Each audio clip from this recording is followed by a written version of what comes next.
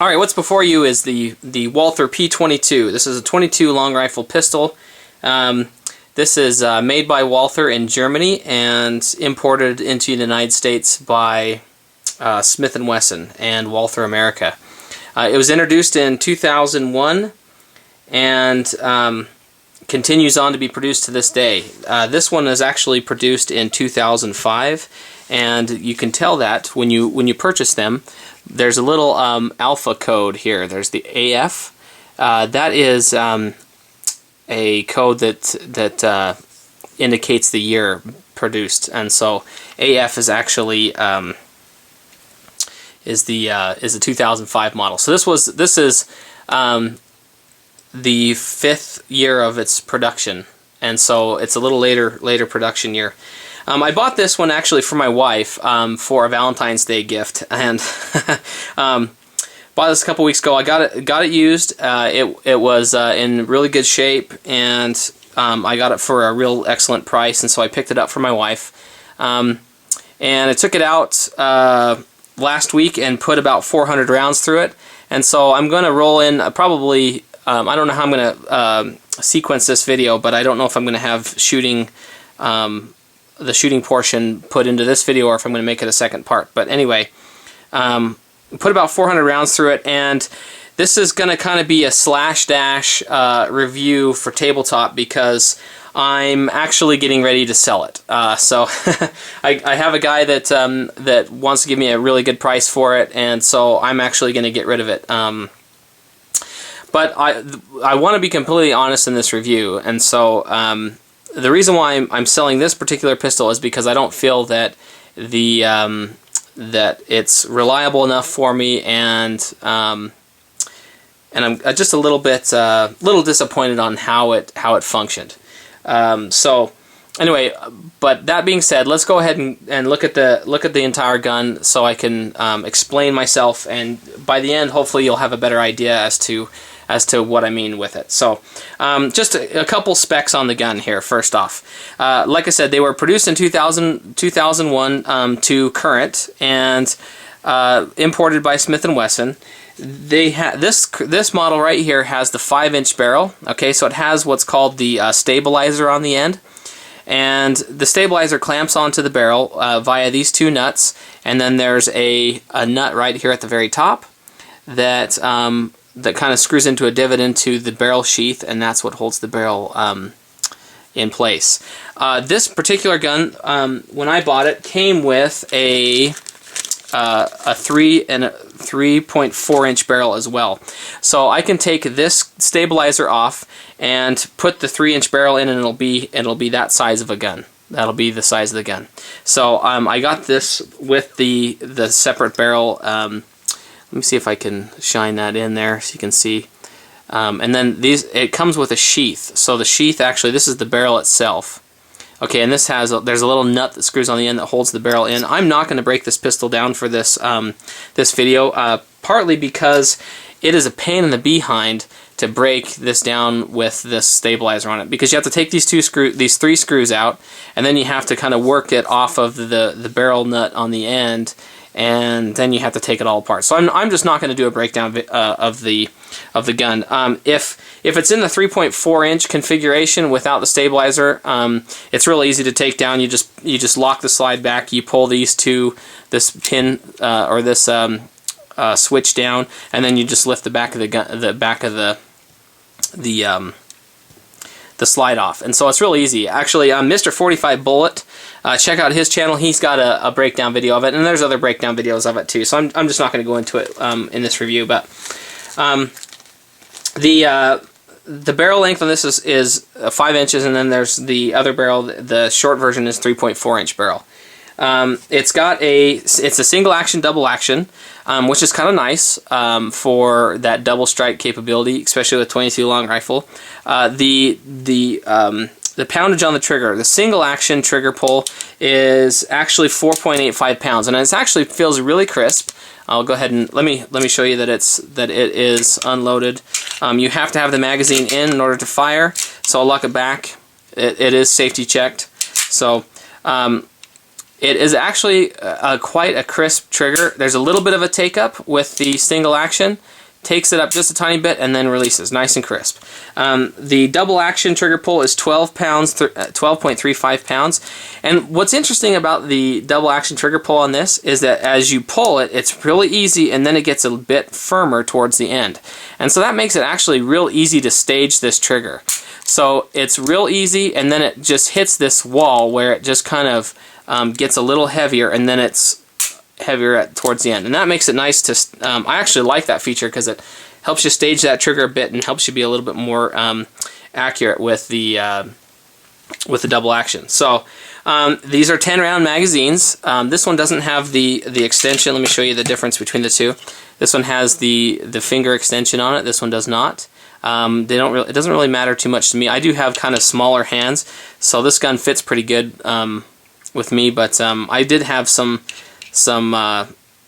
issues with the size of my hands running the gun in operation, and I'll explain that here in a little bit. But it has these little pullers. You can pull the thing down. These pullers are designed to come out. We discovered that when we were shooting, that if you pull them too far, it'll pop out of this this cutout here at the end. So you don't want to lose that if you're reloading your magazine by pulling the follower down. Let's see what else. It weighs, with the magazine in, 17 ounces, so it's actually a really light gun. The slide is weighted such that, because this is a blowback design, and what a blowback design is it's that there's no locking. This is not locked, closed. It is actually closed only by the recoil spring. And so when you fire the gun, the weight of the slide and the tension of the recoil spring keeps the barrel, or keeps the slide closed, while the bullet's accelerating out of the chamber and the barrel. So, and then once the bullet leaves, then the slide has enough energy to come back, recoil back in, and put the next round into the chamber. So it's a blowback design. Let's see what else. Yeah, so blowback design, real simple operation. Oops, getting myself there. It has an external manual safety, which I'm not a big fan of safeties. I was when I first started carrying and when I first started getting into guns, but as of right now I don't really see a need for much of a safety, so I'm not a big safety guy, but it does have a safety, so for those that are beginner shooters, it's a good way to train with that safety. It doesn't have a hammer drop, so you do have to manually decock the hammer, and it does have a magazine safety, so you can't fire the gun without the magazine in. I'm not a big fan of those, but they did that so technically I think they did that so that if a cop was ever wrestling, he could just drop his magazine, and then the perpetrator or whoever he was fighting with could not fire the pistol. I guess that was the idea behind a magazine safety. So anyway, that's the magazine. That's the safeties built in. It is got a double action trigger pulse, which is pretty heavy, so that also acts as a safety as well. So what else about this gun? It is got a removable back strap. So what you do is you drive this pin out right here, and then you can fit on the other back strap that it comes with it. I actually like the heavier back strap, but I put this one on there because it's the configuration my wife liked it in. She has smaller hands, and so it does have that ability to change the back straps. It changes the ergos. The ergos are actually really, really nice on this pistol. For being a small gun, it fits relatively good in the hand. But it is a very small gun, and my hands are fairly small. You can see that my finger sits right on that extension. It's somewhat comfortable to shoot. I did, when I was shooting it, I kept actuating the slide release, and so the slide would never lock back. It would just, on the last round, it would close up, and I think it's because when I layer my thumbs, when I shoot, I think I had my thumb right on top of that magazine release, or the, not magazine, the slide release. So that was one of the problems with the gun while we were testing it. I'll annotate how many failures we had right up here in the corner while we were shooting. We put about 400 rounds through it with these 4 different types of ammunition. We had a failure with every single one of these except for Wildcat.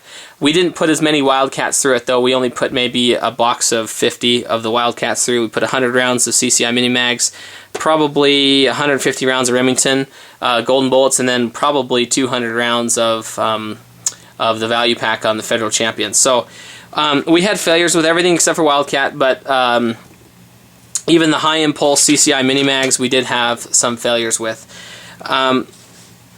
The other thing that we had problems with is we had the stabilizer here while we were shooting actually came loose and started to slide forward on the barrel, and so I had to stop our shooting and actually tighten that back up, which was kind of a bummer, kind of annoying. It only did it once, but it was fairly tight when I mean, it was tight. I'd taken the gun down and cleaned it up before I took it out shooting, and it shouldn't have slipped forward because I tightened it up really well. So that was an issue that I noticed with this gun. The other thing that I was noticing is that as when you bring it back and you let it forward, if it doesn't slam home all the way, it stays open. That has nothing to do with the magazine. The magazine's out here. It's not catching on the magazine. What it's catching on is, you can see that when right here on the top of the trigger, you can see how it's worn there. That's actually from rubbing on the slide. And then if we pull the slide open all the way, you can see the wear right there on that on the slide. So what's happening is when you're pulling it open, you're getting it caught right there, and it's holding the slide open. Now you can just give it a little tap and it'll go right forward. But when you're going to rack it around into the chamber and you let it go, sometimes it doesn't actually shoot home. It stays locked up or stays jammed up on that round that's trying to extract from the magazine. It usually happens on that first round, but those were the failures that I've noticed. Now, if I kept this gun, which I'm not going to, but if I kept this gun around, what I would do is I'd probably take a stone to that surface there. See if I can get that into focus. What I'd do is I'd take a stone to the hammer right there, and I'd take a stone also to the back part of the slide there, and I would stone those nice and smooth so that you would have less friction on it. But that's what I would do, and I think that would probably eliminate some of that problem. So I'm thinking that's probably has something to do with the malfunctions of the failure to feeds that we saw with this gun. I don't believe we had any failure to ejects, so I'm not too worried about failure to ejects. It's mostly failure to feeds that we had. And I believe, like I said, I'll annotate that, but I think we had like 6 out of 400, 6 or 7 out of 400 rounds. So not a ton. I just wasn't as impressed with the function of the gun. The stabilizer, like I said, the stabilizer slipping forward was probably one of the most annoying things. And that was probably one of the show killer for me, was that stabilizer slipping forward. Other than that, 22 long rifle, you got to be kind of realistic about the function of them. This gun is not something I would use for defensive. In fact, the reason why I decided to buy this gun was my wife really likes them, and so it was going to be a Valentine's Day gift for her. The other thing is that 22 is one of the best calibers for poop hits the fan, and I wanted to have another pistol to utilize those rounds, because we have a lot of them. We have a lot of them stored up, and if anything were to happen, we just want to have another pistol to be able to utilize that caliber. And I figured the 5-inch barrel will get somewhat usable velocity out of that 22 long rifle, and the ability to cut it down to a 3.5 and be able to slip it in your pocket would be good too. Although I do not advocate this particular one as a defensive carry or a concealed carry, just because of the unreliability of it. And rimfire is just kind of underpowered anyway, but I mean, it is lethal.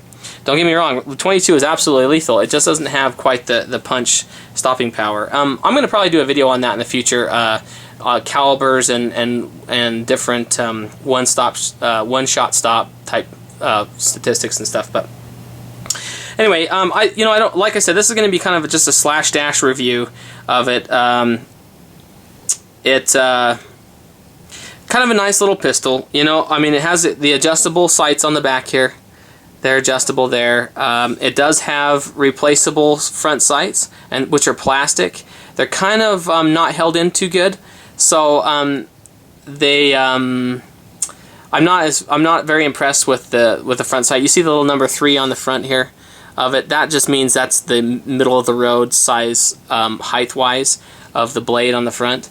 So you can replace that. This has a cap, and this is where you'd take this sight off here and put it here for the 3.4 inch barrel. But anyway, guys, I'll probably roll in some footage of it. But that's the P22.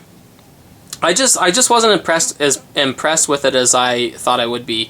So I'm just gonna get rid of it. I'm probably gonna be purchasing a Glock 19 for my wife. I took her to the gun store yesterday, and I had her feel them. She doesn't like the looks of the Glocks, but there's other philosophy behind why we're going to get it, and we'll talk about that when I review that. But I just wasn't impressed with it as much. It does have a couple other things real quick. Is this one has a lock. You can lock it up, so it won't function. I think that's retarded. I don't like that at all. But if you have small kids and things like that, then that's probably a good thing.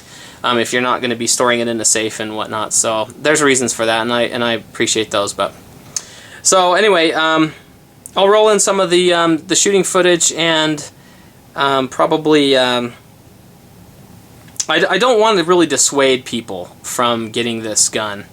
But I just want to be honest. I just wasn't as impressed with it as I thought I would be. It is actually a very, very fun gun to shoot because it is more of a normal style gun to shoot. I've got a Ruger Mark II, and it's a little bit it's just a different gun. It's great for training, things like that, for fun plinking. But this is actually more like a semi-auto that you would utilize more day to day. So it's a great little trainer, great little plinker.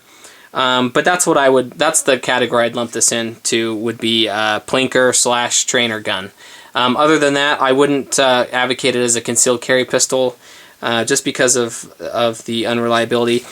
People have told me that what you want to do is you want to fluff and buff up the. Let's see if you can see that. I don't know. Let's take that out. Let me grab my little Preon 1 out of my pocket here. Give you a little extra light in there. What they say is that you want to buff up the feed ramp there, and right where it enters the chamber, and just kind of polish that up. And like I said, if I was going to keep this gun, I would do that, and I would stone those areas that I thought were an issue with catching on the hammer. So other than that, guys, great little fun little pistol. So don't let this dissuade you into looking into the P22. I think that I might have just got more of a lemon, but yeah, fun little gun. So all right, this has been a tabletop review of the Walther P22, guys. Thanks for watching. I don't know how, like I said, I don't know how I'm going to rearrange this video, but you may or may not have already seen some of the shooting action, but here's a little bit more of it. So see you guys later.